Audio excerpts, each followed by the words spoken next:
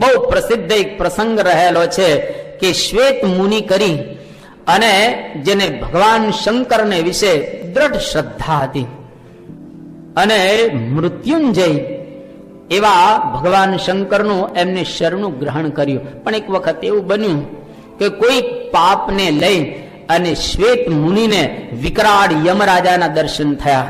યમરાજા લેવા આવ્યા. હવે યમનો વેશ તો ભયંકર જ હોય. શ્વેત મુનિ ગભરાઈ ગયા, શું કરવું?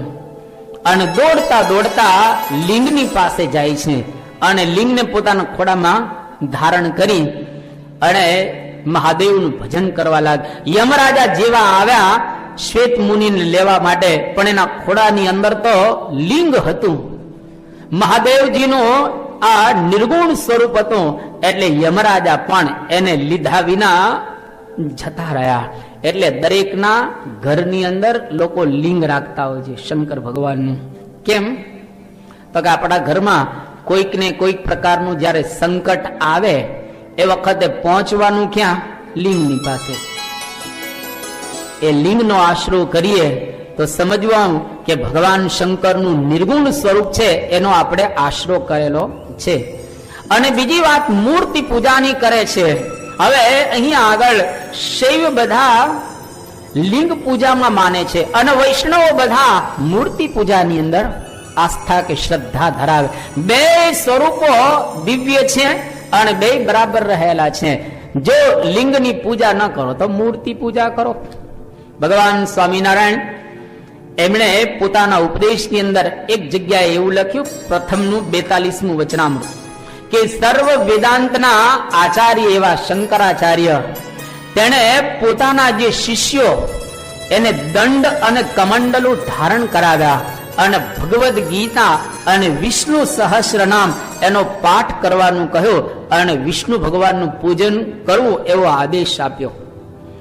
અને હિન્દુ ધર્મની ઘણી માન્યતાઓ છે, એમાં 3-4 માન્યતાઓ મુખ્ય આપણા હિન્દુ ધર્મની. એક તો આપણો હિન્દુ ધર્મ મૂર્તિ પૂજામાં માને છે. હા, મૂર્તિ જુદા જુદા પ્રકારની, કોઈ માતાજીની મૂર્તિ, કોઈ વળી વાછડા દાદાની મૂર્તિ, કોઈ રામકૃષ્ણ વગેરેની મૂર્તિ, કોઈ પણ પ્રકારની મૂર્તિ એની પૂજા હિન્દુ ધર્મની અંદર થાય છે. આપણો દ્રઢ વિશ્વાસ છે કે મૂર્તિમાં ભગવાન હોય છે. તમે માટીની મૂર્તિ બનાવીને ભગવાનનું આહવાન કરો, ભગવાન પધારે છે. શ્રદ્ધા હિન્દુ ધર્મની છે. એટલા માટે જ આપણા ભારત વર્ષની અંદર અત્યારે તમને સાંભળીને આનંદ થશે, આખા હિન્દુસ્તાનની અંદર 35 લાખ હિન્દુના મંદિરો રહેલા છે. 35 લાખ મંદિરોની અંદર કેટલી મૂર્તિઓ દરરોજ પૂજાય છે. આજે લગભગ 90 કરોડથી વધારે હિન્દુઓ આ મૂર્તિની પૂજા કરી રહેલા છે.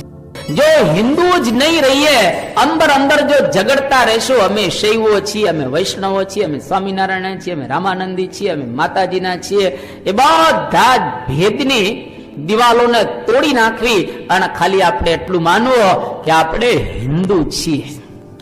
જો તમે હિન્દુ તરીકે જાતને સ્વીકારશો તો તમારા દીકરા ને દીકરીઓ એ લોકો ની અંદર પણ આવા સંસ્કાર આવશે. અને યાદ રાખજો, આજથી 40 વર્ષ પછી, અત્યારે જેટલા નાના હશે એને કદાચ જોવાનો ટાઈમ મળશે, પણ જેટલા 60 ની આજુબાજુ પહોંચી ગયા હોય એને આવી આશા નહીં રાખવાની.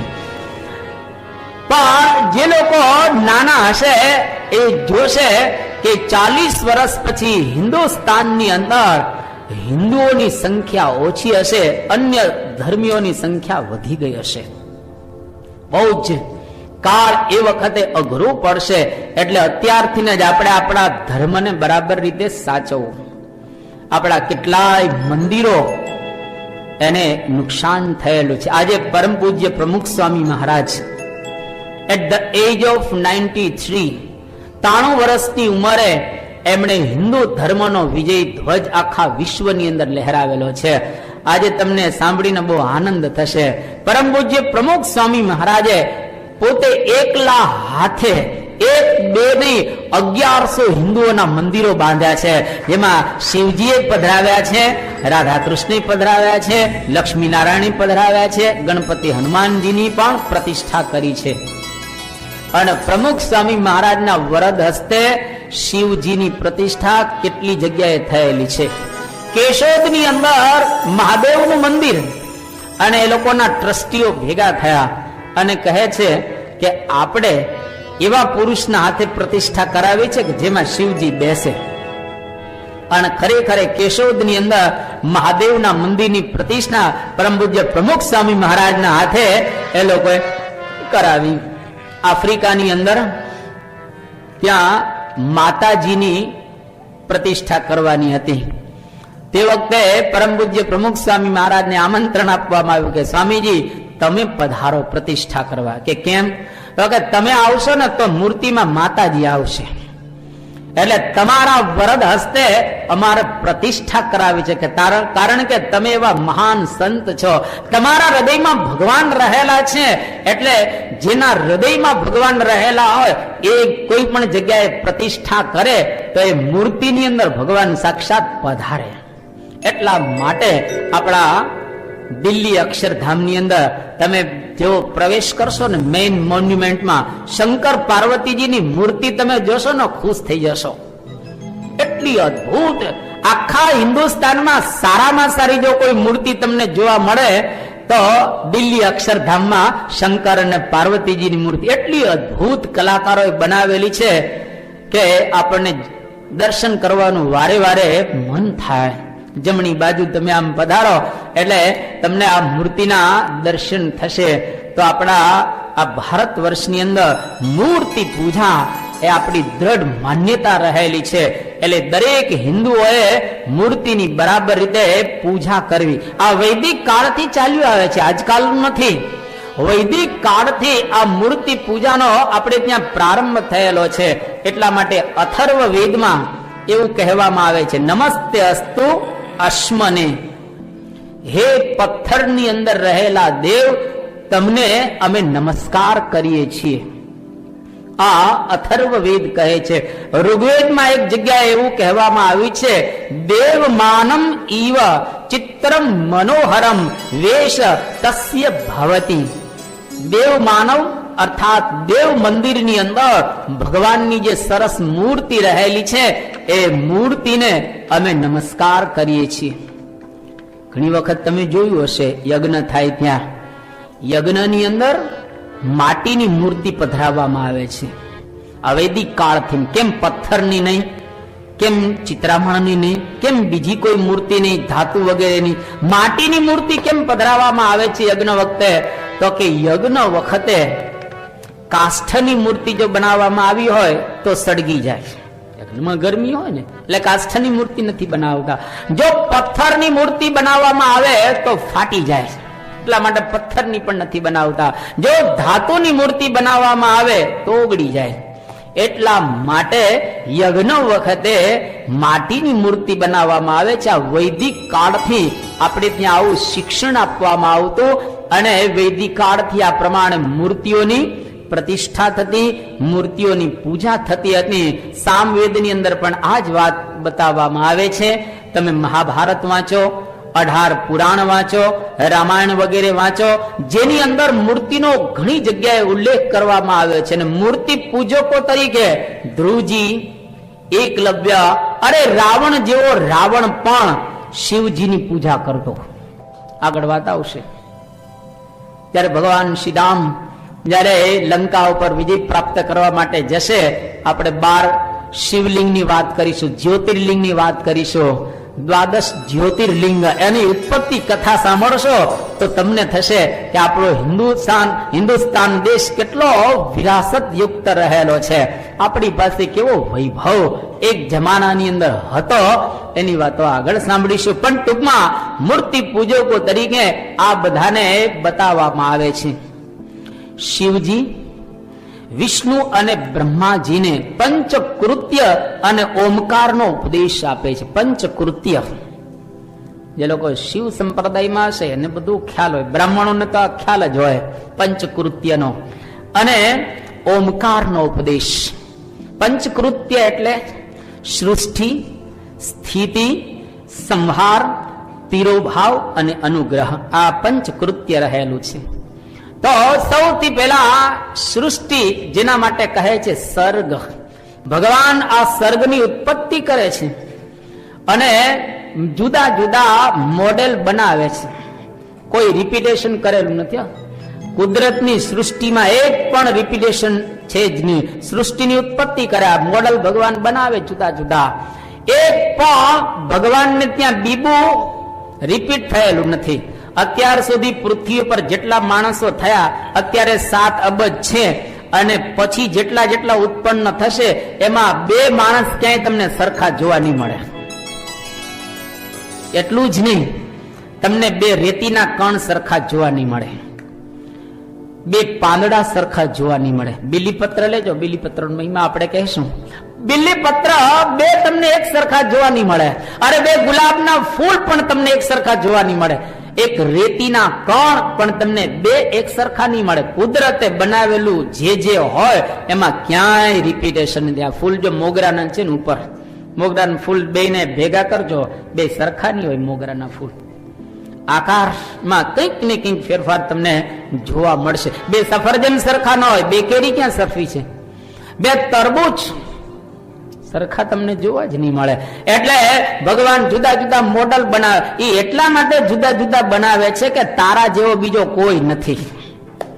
આપણે ઘણી વખત સરખામણી કરતા કે હું એના જેવો નથી. અરે તારા જેવો કોઈ નથી, તો એક જ પીસ છે. આ એક જ પીસ રહેલો, બીજો કોઈ બનાવ્યો જ નથી. આવો તો આપણે સરખામણી શા માટે કરીએ?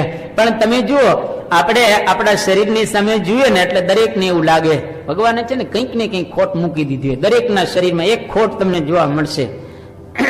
ઘણા માણસો આમ એકદમ ઊંચા હોય, એકદમ ઊંચા, આખી જિંદગી એ લોકોને રહ્યા કરે કે 1-2 ઇંચ નીચો કર્યો તો શું વાંધો હતો, થોડોક આમ બોર્ડર લાઈન ઉપર મૂકી દે.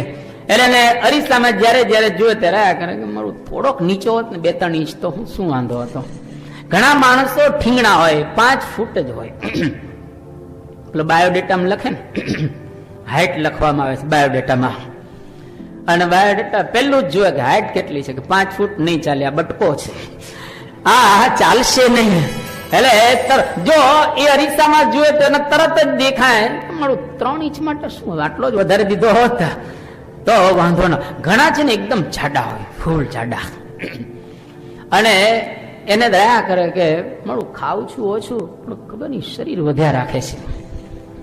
એટલે જયારે જયારે જુએ ત્યારે કે થોડોક પાતળો હોત ને તો આમ મજા આવી જાય, થોડોક પાતળો હોત.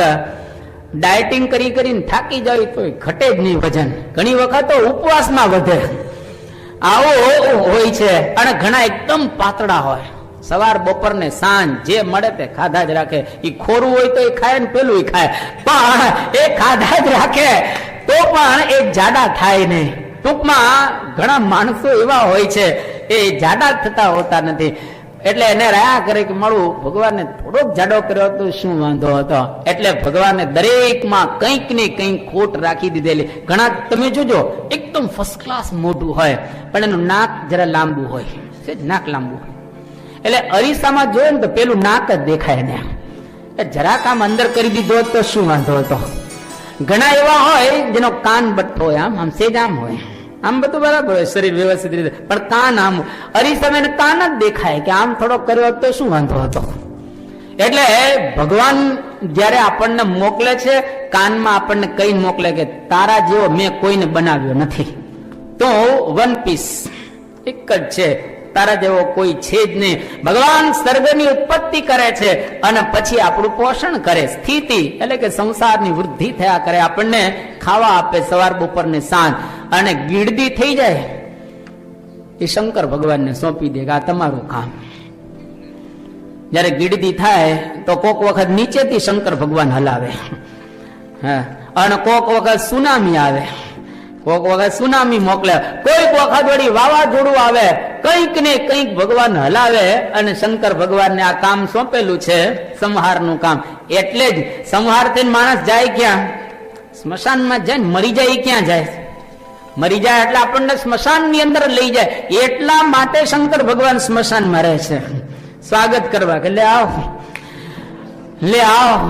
ત્યાં આગળ બધા જ સરખા, સ્મશાન ની અંદર કોઈ પણ હોય બધા જ સરખા. ઘણાને ઘેર મોટર ગાડી હોય, કોકના ઘેર સાયકલ હોય, કોકના ઘેર બીજું હોય, ત્રીજું હોય, પણ મરે ને દરેકને માથે ઠાઠડી સમાન, એક જ સરખી. અને તમે જયારે સુઈ જાઓ સ્મશાનની અંદર, કફન ઓઢાડવામાં આવે, એક એક ખિસ્સા એમાં હોય, કફનને કોઈ ખિસ્સા હોતા નથી, અને બધાને એક જ જગ્યાએ બાળવામાં આવે. રાજા હોય તે ભલે ને રંક હોય તે ભલે, રોડપતિ હોય કે કરોડપતિ હોય, બધાને સ્મશાનની અંદર જ બાળવામાં આવે છે. એનો મતલબ એવો થયો કે એક વખત આપણે આ લોકનો ત્યાગ કરીને જવાનું